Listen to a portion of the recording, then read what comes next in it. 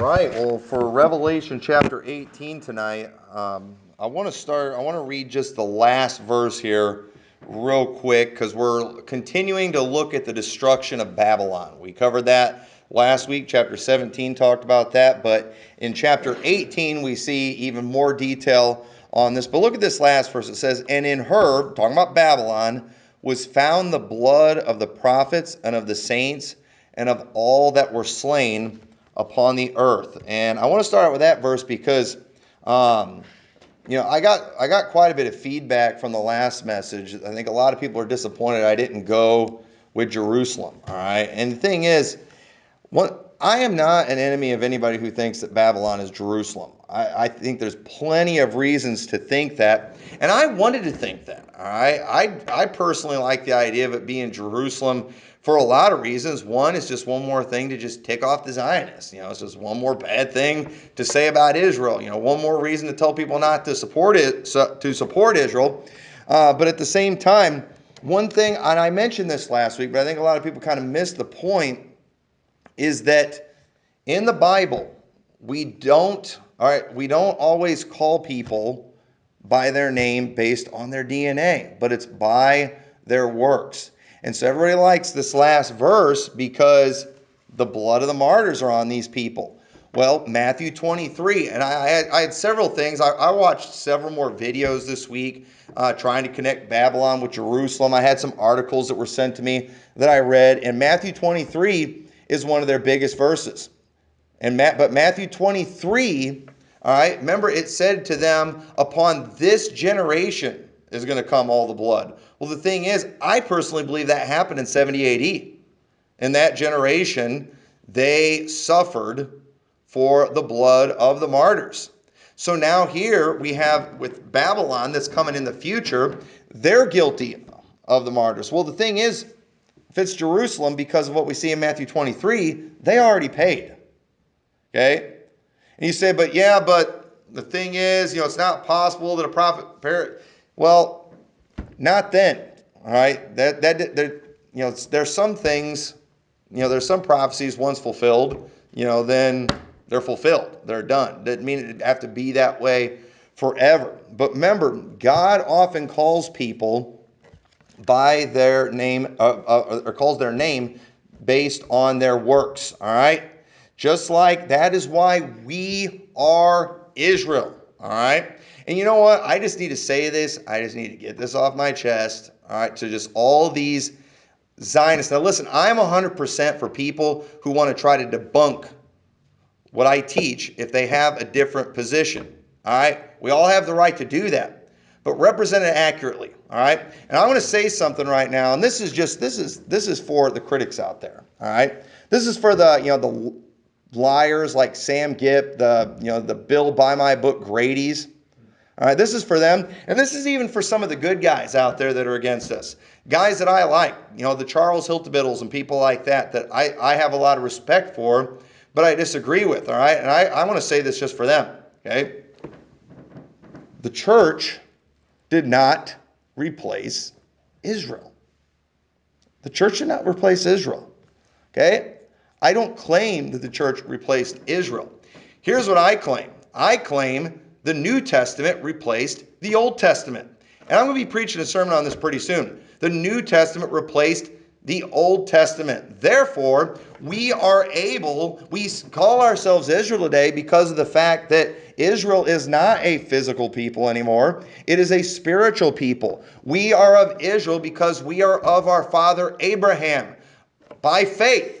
All right? We believe God like Abraham. Therefore, we are Israel. Okay? And the church did not replace Israel, but Gentiles who believed like Abraham, they were grafted into Israel. And those who were physically of Israel, who rejected Jesus Christ, they were broken off. All right? That is very clear from Romans chapter 11. And the thing is, everybody out there that wants to try to debunk what we teach, they all just build straw man arguments and try to destroy those. And they wonder why they're not winning people over, why they keep losing people to us. Okay? And there's two reasons they're losing people to us. One, because we're right and they're wrong. but two, because when they try to debunk us, they don't accurately represent us, making themselves look like they don't know what they're talking about. And newsflash, they don't know what they're talking about. All right? But people who understand this concept, that we are named with Abraham, not based on our lineage, but based on our faith. Because we have faith like Abraham, we also should apply the same thing to Babylon. You don't get named with Babylon because of your geographic location, because of your DNA. It's because of your works. So here's the thing. It could be Jerusalem, you could say, if they are the ones responsible for killing all, if they're the ones leading in the killing of the martyrs during this time. Okay? But if it's not them, then if it is the United States or Rome or whoever, then they would be Babylon. All right? We should get that. Do you all get that? Okay? We ought to get that. And another point too that people are questioning of mine is that, I'm calling, like we call Babylon's a harlot, right? But then I said the United States is always giving money to Israel. And they're like, you give money to a harlot. Okay, yes, but you also fornicate or commit adultery with a harlot. Now, how do we in the United States, fornicate or commit adultery with Israel? By giving them money is how we do it. Okay, a harlot, she gives these she fulfills the carnal desire of a man. Well, we fulfill the carnal desires of Israel by giving them a lot of money. Y'all get that? All right? It's figurative. Okay? And when you think about it figuratively, yes, giving them money is, along the same things. Because what does Israel like more than anything else? Money. All right? I know that's racist. I said Israel. I didn't say, that could look bad. But y'all thought it. All right? But anyway, so let's go through chapter 18. And as we look at these things, I'm going to show you a few things here tonight that I think it'd be real easy to make you just say Jerusalem.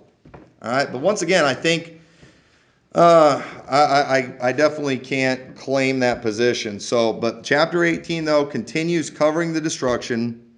Chapter 17, it showed us how the beast and his kingdom are who destroy Babylon. And in this chapter, we see what the destruction looks like, okay? And so think about this, too. If the beast and his kingdom destroys Babylon, and Babylon is Jerusalem, then what's Jesus coming to trample on when he shows up at Jerusalem? You ever thought about that? Because remember, the battle of Armageddon, there is no battle of Armageddon. There's the battle of the great day of God Almighty.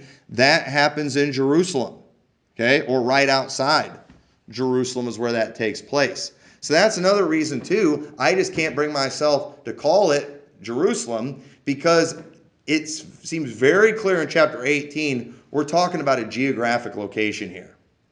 And you can try symbolizing a lot of this stuff, but I think we're just stretching way too much. If we're going to symbolize chapter 18 into Jerusalem, then,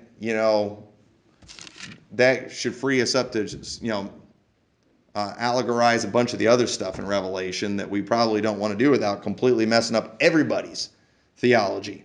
Maybe the preterists are right. If we're gonna allegorize it that much, okay. And you have to allegorize chapter 18 that bad to me to make it fit, physical Jerusalem. But anyway, so look at verse 1. It says, and after these things, I saw another angel come down from heaven, having great power, and the earth was lightened with his glory.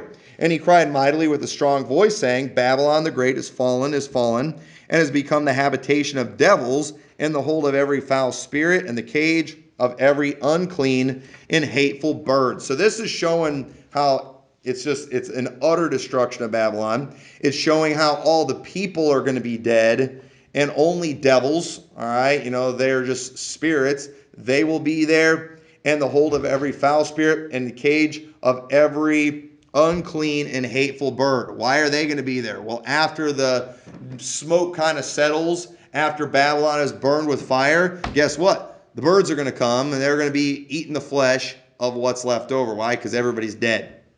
So paints a pretty graphic picture there, but it's what's going to happen. So verse 3 says, for all nations have drunk of the wine of the wrath of her fornication. Okay, this is why it's happening. All the nations have contributed of her fornication, and the kings of the earth have committed fornication with her, and the merchants of the earth are waxed rich through the abundance of her delicacies. So another way too, we could say, and this goes along with the giving of the money, but so how can a king fornicate with another nation? All right, how does that work? All right, I personally believe the way a king fornicates with another nation, spiritually speaking, is by putting the interests of the other nation above his own nations for his personal gain. They're like, hey, I'll give you this. We'll give you this power. We'll do this for you. What they do, they butter up the king. They butter up the guy that's in charge.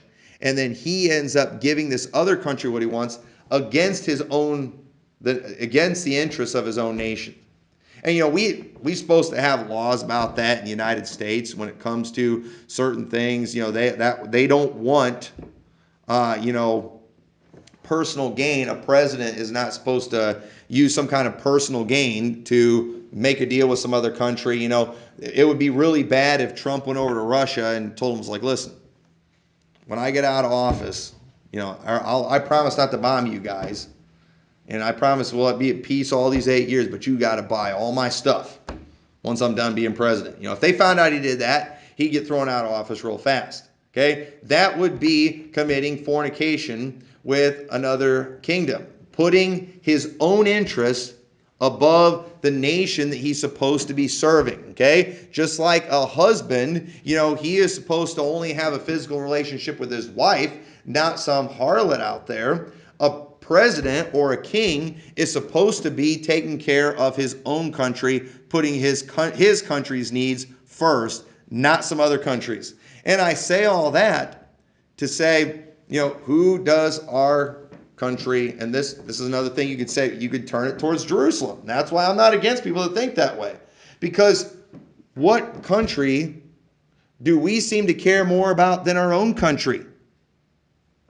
Israel. All right. I listened to a preacher just the other day. He kept saying over and over again, I love God, I love my family, I love Israel, and I love my country. He said it in that order like 3 times. He kept putting Israel before his own country. And I'm thinking, yeah, that makes sense if you're a Zionist, but it doesn't make sense if you're a normal human being. And you know what? We have many of these Zionists today, Baptist preachers today, they applaud our leaders when they put the interests of Israel before our own countries. Somebody told me that Texas just passed some bill, anti-Israel, anti-Texas.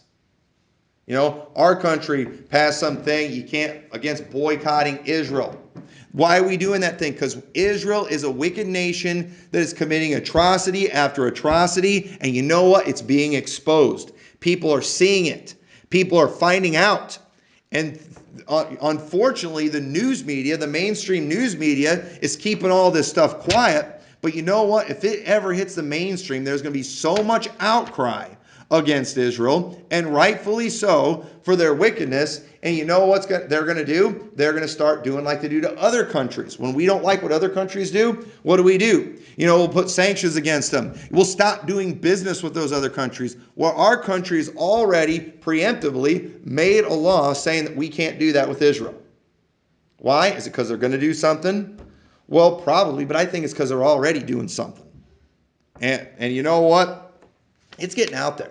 I don't know for sure what Beyond Jordan's about, but I'm hoping they're going to be showing some of this junk when it comes out. And let me tell you something. Those guys better watch their backs after this documentary comes out if it starts to have an impact. You want to get yourself whacked in this country.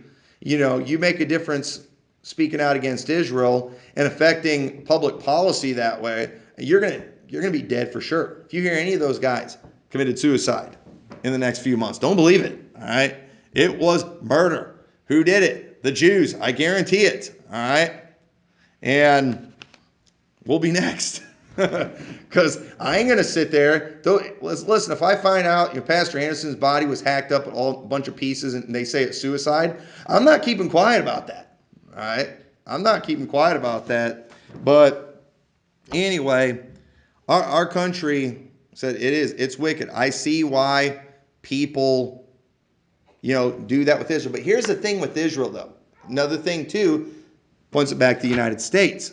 It's very clear with Babylon that they force.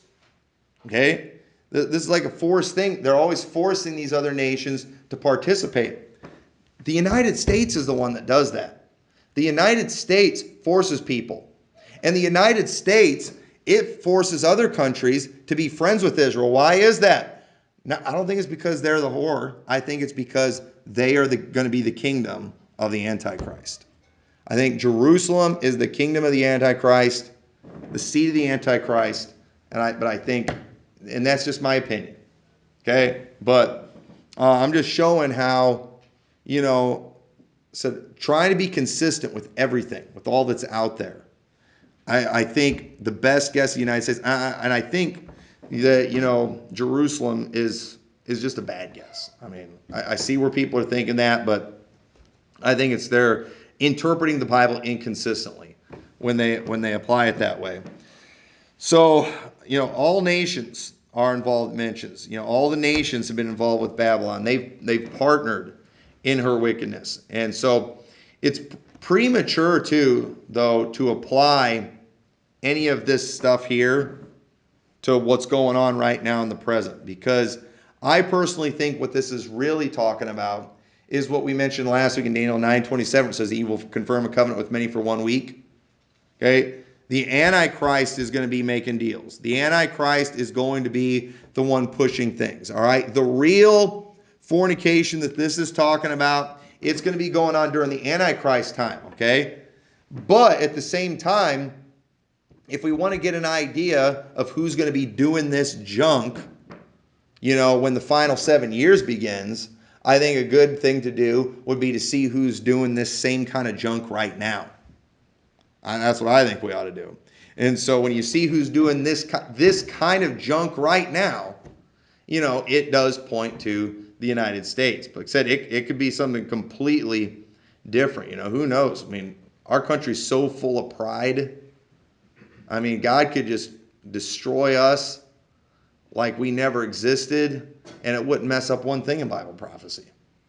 And so, it's foolish to get dogmatic on that. That's why I'm not going to fight people over Babylon. But it says in verse 4, it says, "And I heard another voice from heaven saying, 'Come out of her, my people, that ye be not partakers of her sins, and that ye receive not of her plagues, for her sins have reached unto heaven, and God hath remembered her iniquities.'" I think this verse right here is one of the best verses that proves that people will be getting saved during the wrath of God period. I really don't know how else to interpret it. I used to kind of lean more towards nobody getting saved during the wrath of God period. Some people still believe that way. I'm not going to fight them on that. I used to think, well, maybe this is just kind of like an interjection thing. God's telling people to come out of Babylon. Well, if this is for us now, and the United States is Babylon, wouldn't that mean we need to move out of the United States? And if this is God calling on us to get out of Babylon now, then why isn't it more clear who Babylon is? Okay, but here's one thing for sure. What's crystal clear is during this time, everyone's going to know who Babylon is. It will be very clear who Babylon is. And I do believe that this is a call to believers during the wrath of God period to get out of Babylon. Why? Because they are about to be destroyed. And you know what? There are going to be people who go into the millennial reign. There's going to be people who go into the millennial reign. And I don't necessarily believe all the people who go into the millennial reign or who survive through this time are going to be saved people. I think there's going to be some lost people too. But I do think that God is warning his people during this time, hey, it's time to get out of town. It's time to get out of the city because it's about to be destroyed. But there really aren't any clear verses that say people are getting saved during the wrath of God period. It's basically just assumed because we have the 144,000, we have the 2 witnesses, so we're just going to assume that people are going to be getting saved during that time. But right here, this is probably the one clear verse that shows people are getting saved. If this doesn't prove it, I don't know how else you can even interpret this accurately. So I think we do have to say people do will be able to get saved during the wrath of God period. So it's very likely there may be some very large groups. Okay, I don't know this. If I may just speculate for a minute, the Bible says the wicked shall be turned into hell and all the nations that forget God. We know that God is going to judge the nations one of these days. One of the things that I wonder, I don't know this, but I wonder if during this wrath of God period, if there might be some, national revivals that take place. And therefore, those nations are spared a lot of judgment. Though I don't know. But I do know there are going to be a lot of people that go into the millennium. And so it's hard to say. We can only speculate. Why doesn't God tell us that now? Well, because you know what? We don't really need to be trying to stick around to see this for ourselves. Because we're supposed to be getting raptured out before then. All right? Whatever happens, it will be clear when that time comes. But you know what? I would rather be on the heaven side of things. Even if there is a great revival going on, I'd still rather be in the heaven side of things. All right? The 144,000, they're going to have their glorified bodies. So, they'll be fine. We don't get our glorified body until the rapture, and I'll just wait and come back down with Jesus. I'm fine with that. They've been in heaven for a long time. I will not have gotten to go to heaven yet. I'd like to spend some time up there. All right? Just a little vacation before coming back down here. But anyway, look at verse 6. All right, this is a good one for the modern day Baptists that just can't seem to wish harm on anyone or wish bad thoughts on anybody. It says, talking about Babylon, reward her even as she rewarded you, and double unto her, double according to her works, in the cup which she hath filled, fill to her double. It is appropriate for us to cry out for vengeance as long as we give it to God. Okay? People like to bring in that verse, vengeance belongs to God. Absolutely. All right.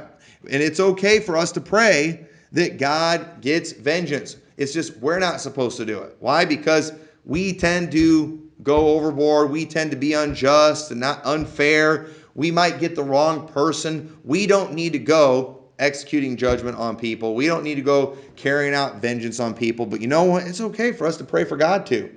And right here, it's pretty clear that John is calling on God, give it to her. Let her have it. She is worthy. She deserves it. Give her double. And look, it says in verse 7, how much she hath glorified herself.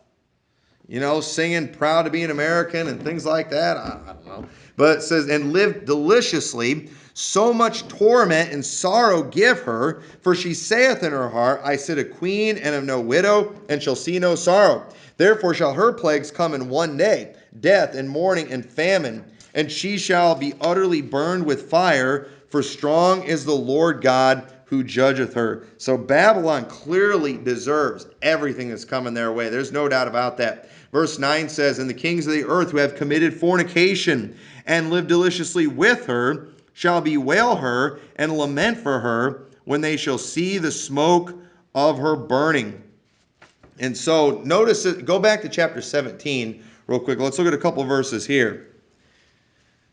So it mentions kings who have committed fornication with her and lived deliciously with her. They will bewail her, all right, and lament for her. Okay? Keep that verse in mind because it almost looks like a contradiction here But I'm going to show you it isn't. In chapter 17, verse 16, it says, "And the 10 horns which thou sawest upon the beast, thee shall hate the whore, and shall make her desolate and naked, and shall eat her flesh, and burn her with fire, for God hath put it in their hearts to fulfill his will." So here we see it's these kings, these 10 kings, that are, that kill the great whore. All right? But right here in chapter 18, we see that the king, these kings, verse 8 says, "Therefore shall a place come in one day, death and mourning and famine, and she shall be utterly burned with fire." Or verse 9, I'm sorry, "And the kings of the earth who have committed fornication and lived deliciously with her shall bewail her." Here we see kings that are sad, all right? Now, there's a difference. You've got the 10 kings who are the ones that get put in charge. They are the ones that end up killing her. Because think about this too. If, let's just say I'm right, and the United States is Babylon, and Israel or Jerusalem is the seed of the beast. Well, once again, why is it that people are scared of Israel? Because they're scared of the United States. Okay? It's the United States that kind of has all the clout and all the influence. Well, the thing is, if, Israel's not going to mess with us. But you know what? Do you think they like us? No, they're just using us. So the thing is, as soon as we get what they want for them, guess what they're going to do? They're going to run and turn around and kill us just to make sure that they stay on top. You know why? Because they hate the whore, okay? But the rest of the world loves the whore. Why? Because the rest of the world's profiting from her. The rest of the world is getting all her stuff. The rest of the world is making money off the whore because we buy everything. All right, we're buying all her stuff. So look what it says in verse 10. So you see these other kings, they love Babylon, but notice it's a selfish love. Okay? Verse 10 says, "Standing afar off for the fear of her torment, saying, Alas, alas, that great city Babylon, that mighty city, for in 1 hour is thy judgment come. And the merchants of the earth shall weep and mourn over her, for no man buyeth their merchandise anymore." All right, so is it because they just love the people? Is it because they just loved, the rest of the world just loved us because they loved our freedom? No, they loved our money. That's what they loved. That's what they cared about. It says, "The merchandise of gold and silver and precious stones and of pearls and fine linen and purple and silk and scarlet and all fine wood and all manner of vessels of ivory and all manner of vessels of most precious wood and of brass and iron and marble and cinnamon and odors and ointments and frankincense and wine and oil and fine flour and wheat and beasts and sheep and horses and chariots and slaves and souls of men. And the fruits that thy soul lusted after are departed from thee, and all things which are dainty and goodly are departed from thee, and thou shalt find them no more at all. The merchants of these things, which were made rich by her, shall stand afar off for the fear of her torment, weeping and wailing, and saying, Alas, alas, that great city, that was clothed in fine linen and purple and scarlet and decked with gold and precious stones and pearls." So right here, this is one of the biggest passages that I think scores points for the United States. And because of the fact we are the major purchasers. Okay? Because remember, notice these merchants, they're from other countries, right? These ships are from other countries. Why? They are bringing their merchandise here. Babylon buys all the merchandise. And so notice this love they have for Babylon is just because they were only receiving that carnal material gain. Okay? But think about this. How many have seen those things? I've seen them. They go around the internet showing all these just massive amounts of these cargo ships and stuff that come just bringing tons of merchandise over from China. And then they always show you at the end, after you see all this merchandise that comes, how we send the ships back empty.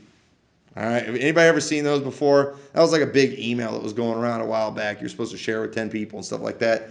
I had about 100 people share it with me. But, it is true. It is true that we have just, thousands and thousands of containers, just billions and billions of dollars of merchandise that is brought to this country, and then we send nothing out. Is that not the United States right there? Can anybody think of any other place in the world right now that would even compare to? No, we're buying everybody else's junk from all over the world. And so that is one of the things that just fits the U.S. And the thing is, it's talking about the merchants, it's talking about the ships. I don't know how you allegorize this.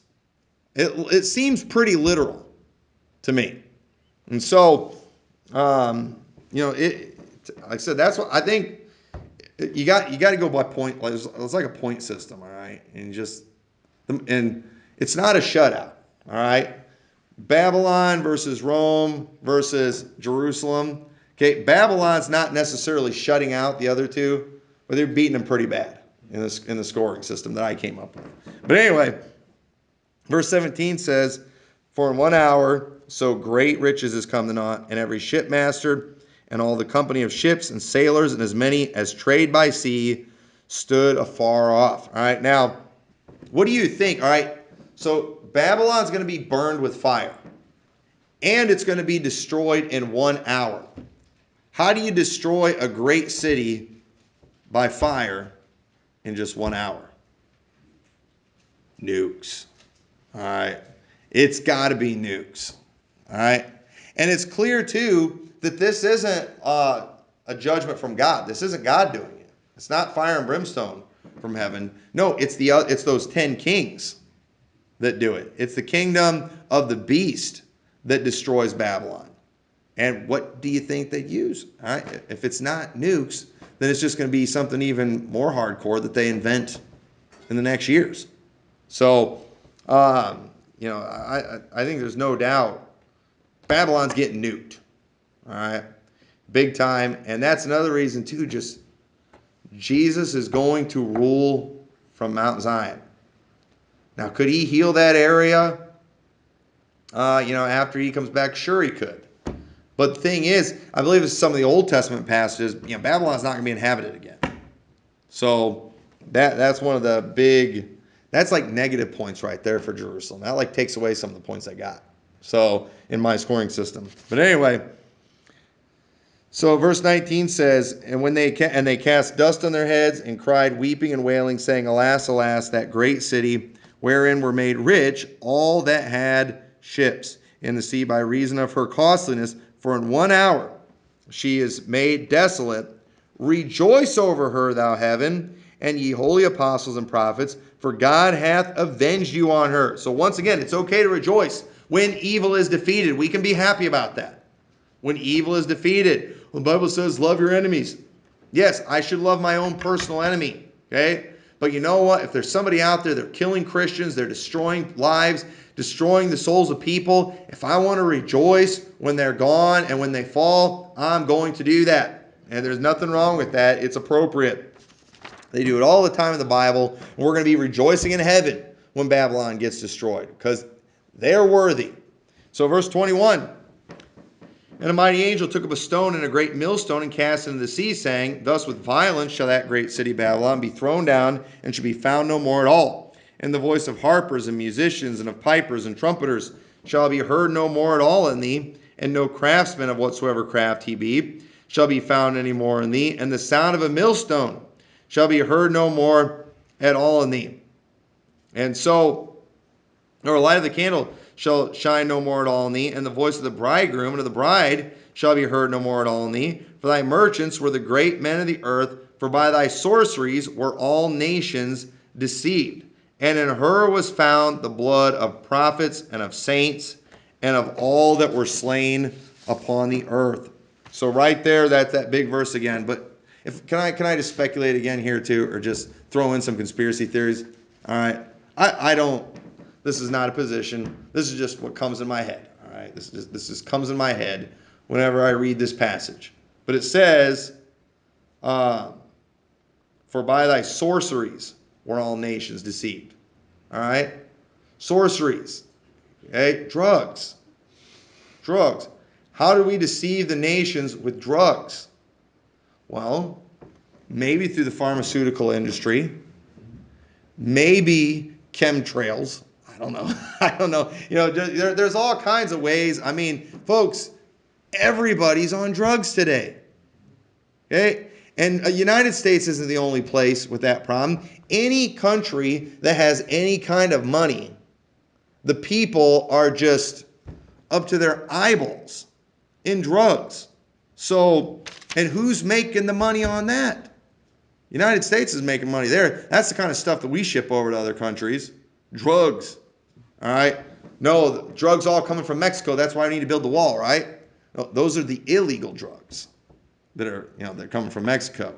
The legal drugs, a lot of those are produced right here in the U.S. But anyway, so let me just kind of show you a few things here too, because there are some examples. Let me show you some examples of unfair conclusions that people jump to when studying Babylon. So, for the first one, I mentioned this briefly before, but connecting Revelation 18:24 to Matthew 23:35 through 38, and that's where Jesus credited Jerusalem for the death of all the martyrs. Okay, but remember, he said in verse.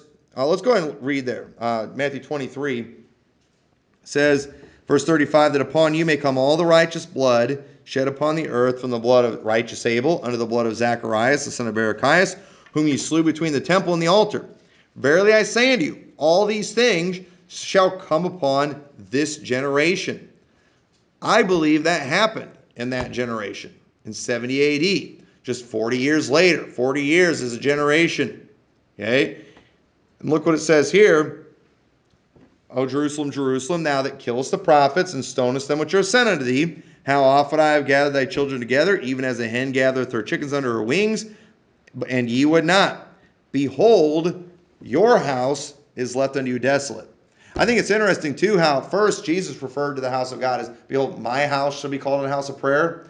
But later, at this point, he says, your house is left unto you desolate. I think that's interesting. And you know what? In 70 A.D., their house was left desolate. It was utterly destroyed. Nothing left. Not even a western wall. Man, if you don't know what I'm talking about, watch my sermon, The Temple Mount Fraud. All right, there's nothing left. Completely wiped out. That happened. They paid in that generation. So they don't need to pay again. All right, they paid once.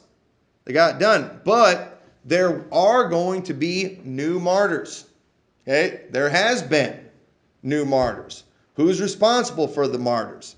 Babylon is responsible for martyrs. That's very clear in Revelation. Not because of their geography, but because of their works. So that's what we've got to understand. So when you connect those, you can't necessarily connect that with Jerusalem. I believe that generation got theirs, and I believe the next generation is going to get theirs. Whoever's responsible, whoever's doing it, they're going to get it. And if they happen to do it again in Jerusalem, then they'll be Babylon, they'll get it again. But it's not going to be because of their geographic location. It's going to be because of their works. So, because remember, Jerusalem did not kill Abel, did they? Okay, think about this. Jerusalem did not kill Abel. There was no Jerusalem when Abel was killed. Yet Jesus credited them for killing Abel. You say, well, most of these martyrs, they weren't killed by the United States in history. They've been killed by Rome since the time of Christ. Okay, but you know what? That's because they were doing the work of Babylon then. Okay, Rome wasn't doing the work of Rome, the geographic location. They were doing the work of Babylon. This is consistent with how God interprets things in the Bibles and what God calls people by. That's why women who are submissive to their husband, he calls them the daughters of Sarah because of their works. So you can't make these things about geographic locations. You have to make it about works. And then the thing is, when the Bible talks about Babylon and it talks about geographic stuff, nothing even resembles Jerusalem. So this is what's consistent.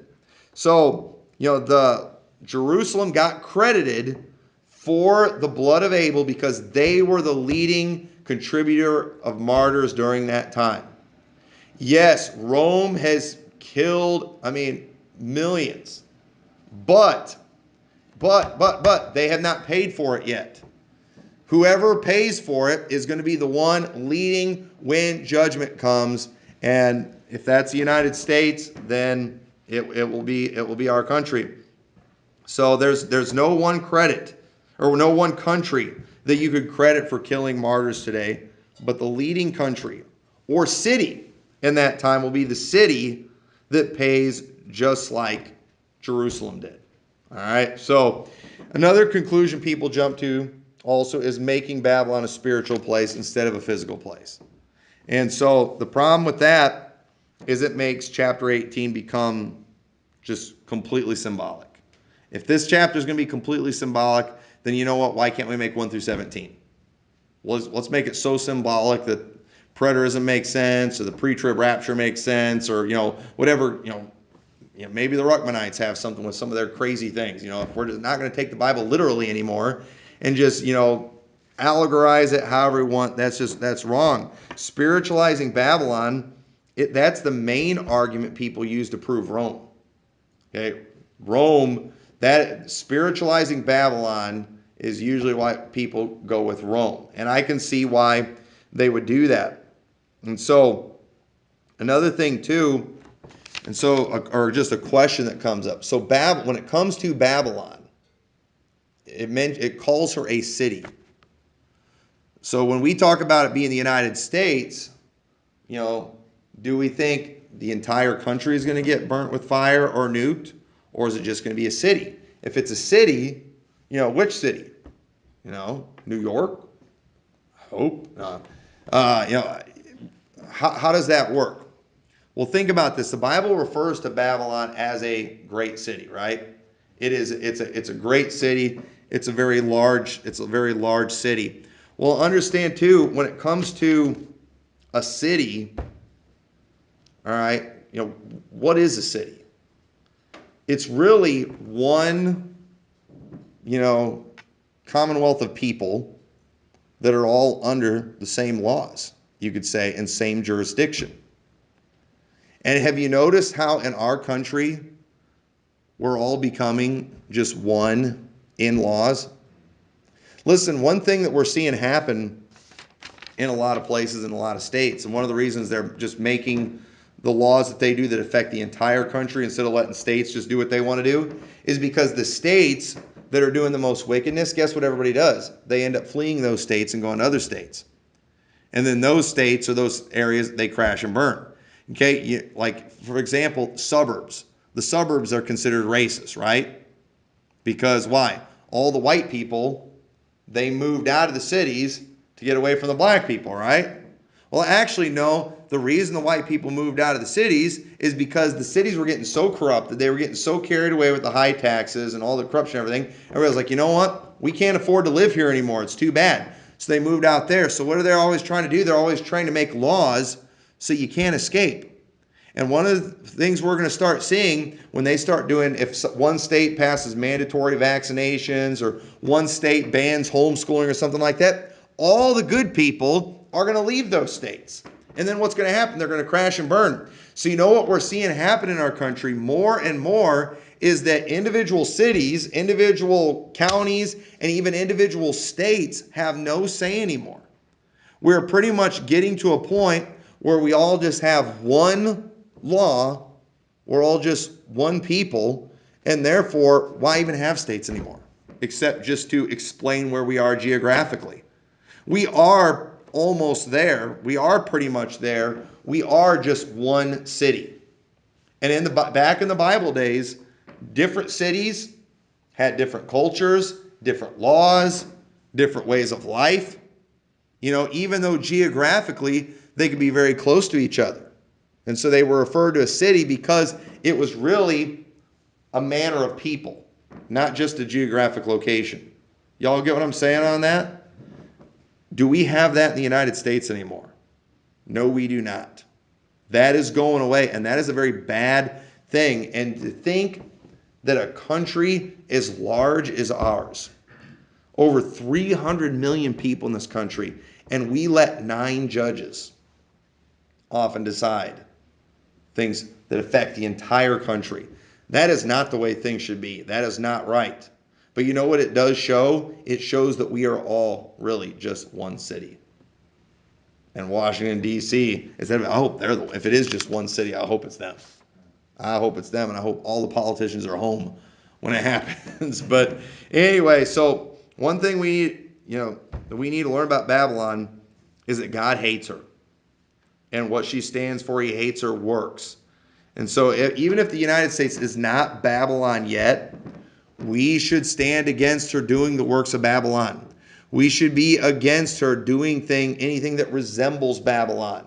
We don't want to normalize that type of wicked behavior, even if it's in case it's some other country. We need to stand against it. We've got to stand against pushing other nations around, causing them to commit fornication with us.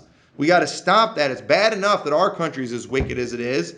It's bad enough that our country legalizes sodomy and things like that. It's disgusting that we've got people, even in the Trump administration, that are basically ambassadors trying to help get sodomy legalized in other countries. You know what? Leave those people alone. Let them keep putting them to death. That's what they're supposed to be doing.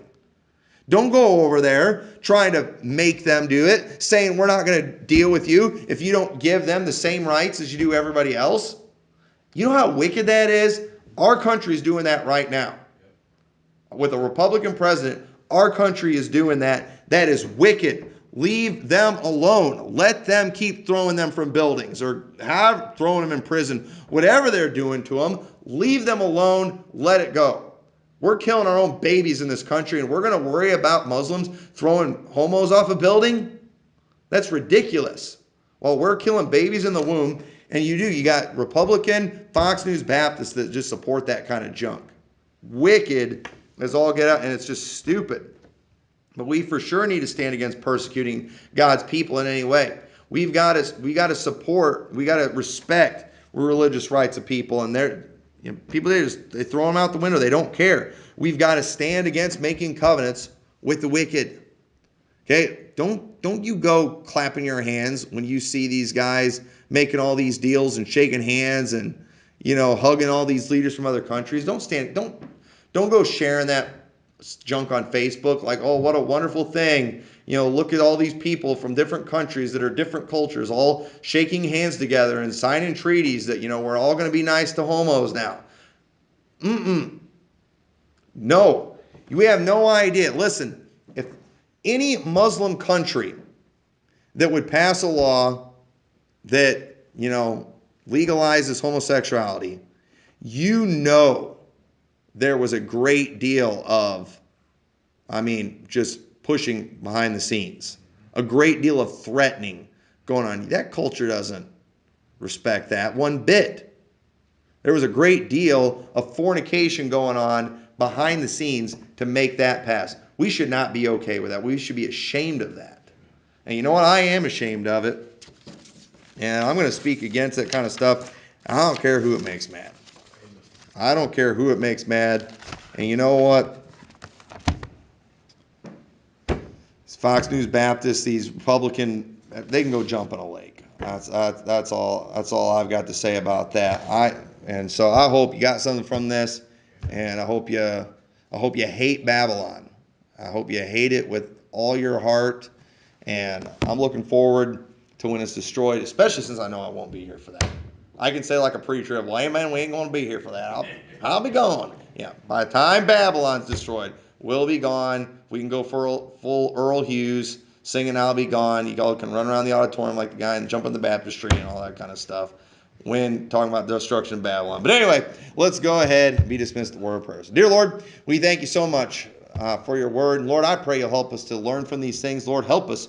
Lord, even if our country isn't Babylon, help us to stand against it when it acts like Babylon and when it does the works of Babylon. Dear Lord, I pray you'll help Christians to just wake up to the wickedness that they are supporting, dear God, and help them to just be ashamed of themselves and to get right and to get back to studying your word. Lord, help us to just reject making deals with wicked nations and giving to wicked nations like Israel. Lord, help us to stand against that filthy, vile place, and help us to just to turn our back on them, dear God, and help us just not want to have anything to do with them. And Lord, I know you'll bless us for that if we will. In your name we pray. Amen. Let's go.